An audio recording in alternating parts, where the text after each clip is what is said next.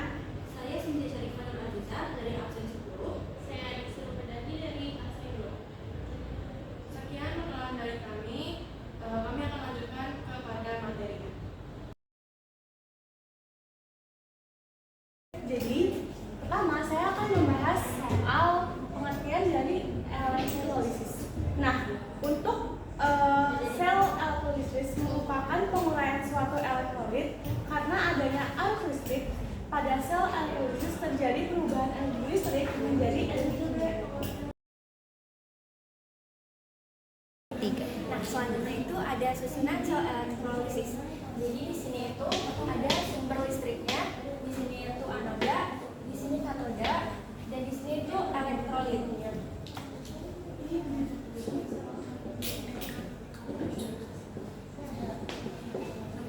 Jadi sumber arus yang digunakan adalah sumber arus yang searah atau DC. Biasanya itu menggunakan baterai atau aktif. Nah, kalau misalkan anoda merupakan elektroda tempat terjadinya reaksi oksidasi. Nah, anoda itu biasanya ada di kutub positif.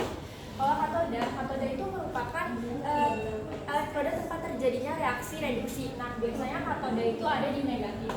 Nah, selanjutnya elektrolit itu merupakan zat yang dapat mengantarkan arus listrik. Jadi biasanya itu berupa lelehan atau larutan. Nah, elektrolit yang biasanya digunakan itu maksudnya bisa berupa asam atau basa garam. Baik, sekarang saya akan lanjutkan dengan bagaimana cara kerja dari larutan elektrolisis ini sendiri. Jadi pada larutan elektrolisis ini menggunakan anoda dan katoda sebagai elektrodanya. Nah, di sini kita akan menggunakan lelehan dari NaCl. Kemudian anoda akan dihubungkan dengan baterai pada kutub positif. Sedangkan katoda sendiri adalah elektroda yang akan dihubungkan dengan baterai pada kutub negatif. Kemudian pada sumber arus positif ini, ion Cl akan tertarik oleh anoda positif yang kemudian akan mengakibatkan elektron tertarik dari anoda. Jadi si ion Cl negatif ini akan teroksidasi dan membentuk gas klorin elektron dan dilepaskan dari anoda, dialirkan melalui baterai menuju katoda. Kemudian akan ditangkap oleh ion Na positif akan ditangkap oleh Na positif pada lelehan tersebut sehingga tereduksi dan membentuk logam Na. Kemudian logam Na tersebut akan membentuk padatan yang nantinya akan menempel pada katoda.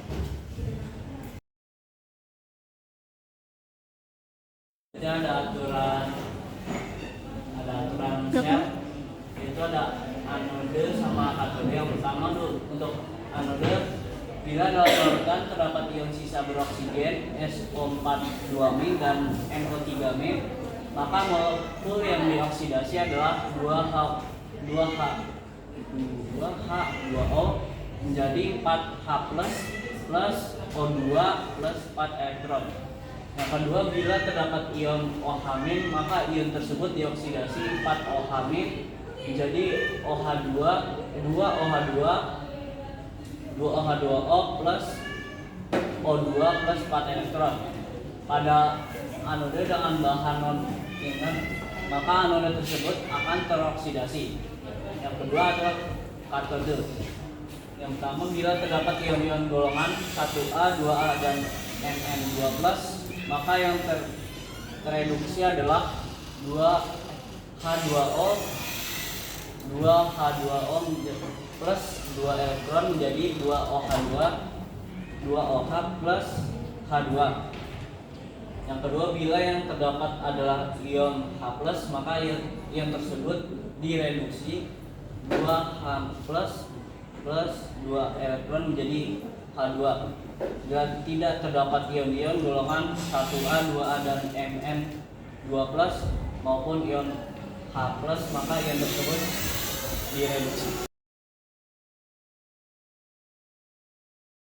Jadi di sini saya akan menjelaskan mengenai ketentuan reaksi dalam sel elektrolisis. Nah, ada pun beberapa hal yang perlu diperhatikan pada reaksi elektrolisis, yang dimana yang pertama pada reaksi oksidasi atau reduksi yang terjadi tergantung pada nilai potensial reduksi standar masing-masing zat yang terlibat dalam elektrolisis.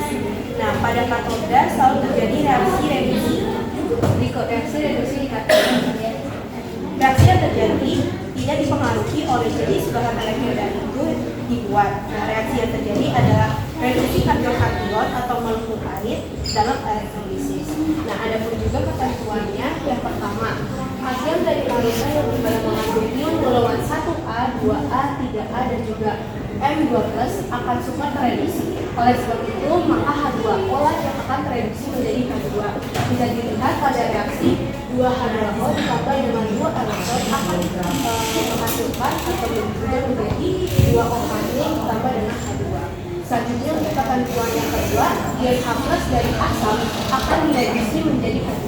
Jika dari reaksi 2H+ ditambah 2 elektron akan direduksi menjadi H2.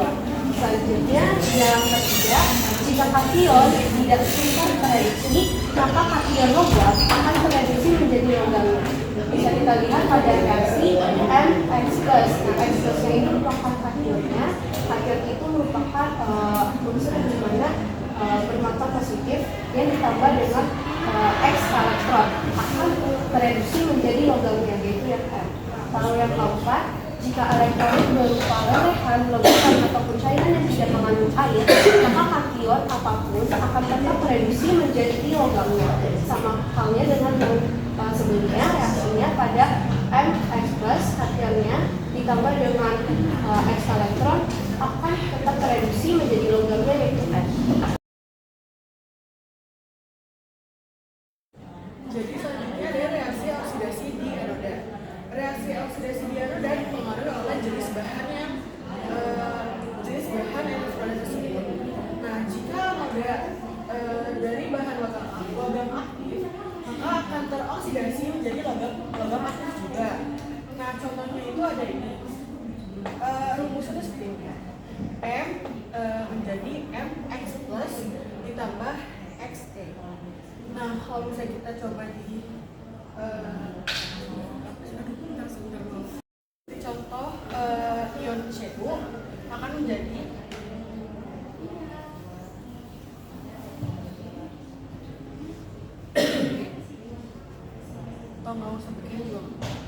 Nah, selanjutnya itu ada dua bahan inert atau sukar larut. Nah, itu akan menjadi oksidasi anion atau larutan negatif atau menjadi oksidasi molekul air. Nah, ketentuan itu ada 3. Yang pertama, jika anion dari larutan garam, halida atau X-. Nah, contohnya ini 2X- menjadi X2 ditambah 2E dan menjadi oksidasi anion. Yang B, jika anion beroksigen menjadi oksidasi air. Contohnya 2H2O menjadi O2, 4H+ plus 4E. Dan yang ketiga, anion dari basa atau OH- beroksidasi menjadi ion OH-. Contohnya itu 4OH- menjadi O2 ditambah 2H2 jadi ditambah 4.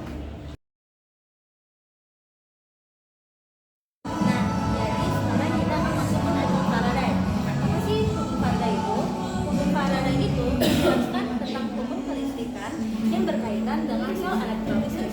Hukum Faraday terbagi menjadi 2, yaitu hukum Faraday 1 dan hukum Faraday 2. Hukum Faraday 1 itu berbunyi tentang bahwa massa zat yang diledakkan atau dilakukan sebanding dengan muatan yang dilewatkan dalam sel dan massa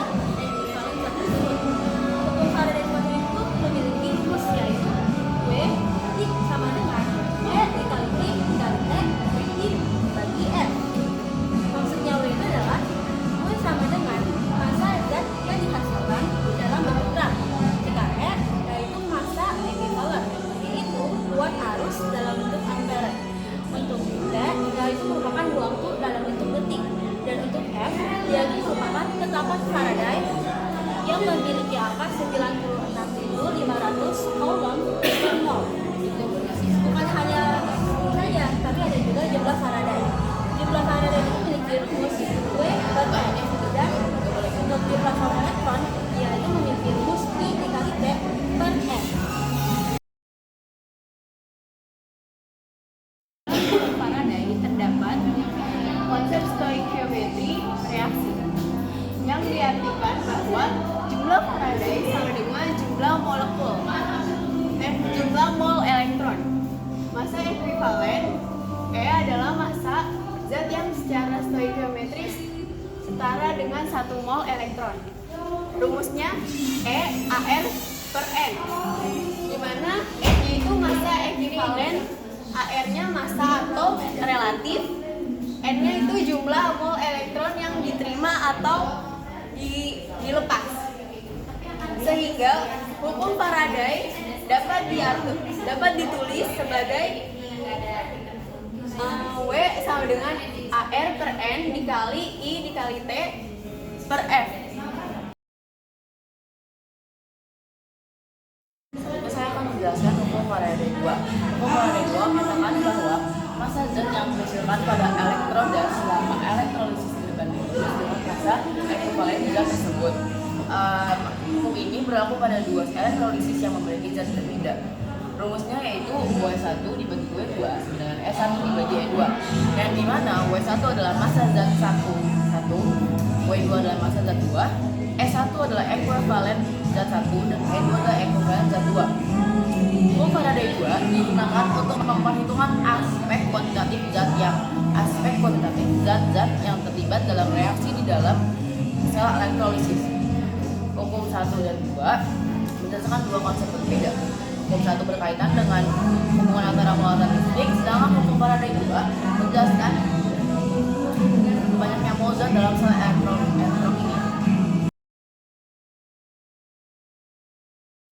Baik, selanjutnya saya akan menjelaskan contoh soal dari Faraday 2. Soalnya adalah sejumlah arus listrik dialirkan melalui larutan AgNO3 dan CuSO4 di logam perak yang dialirkan sebanyak 21,6 gram. Berapa gram logam tembaga yang dialirkan? Ketahui di sini AR bakunya itu 108 dan AR CuO-nya 63,6. Kita tulis di sini.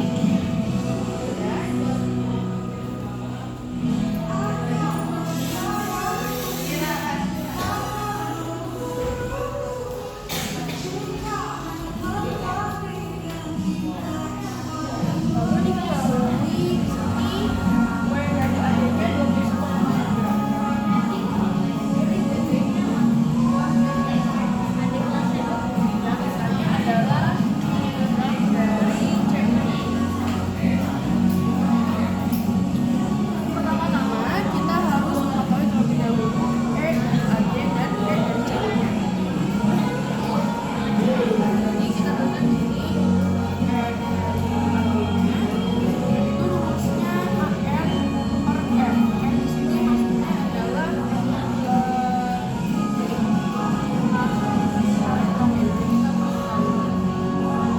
kita buat reaksi reaksinya.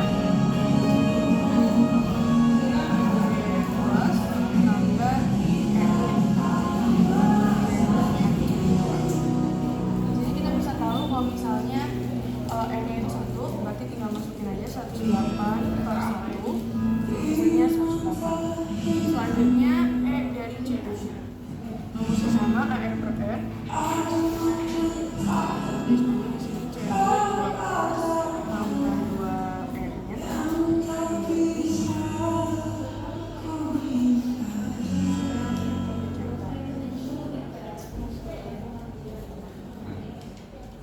Di sini kita dapatkan N-nya itu 2.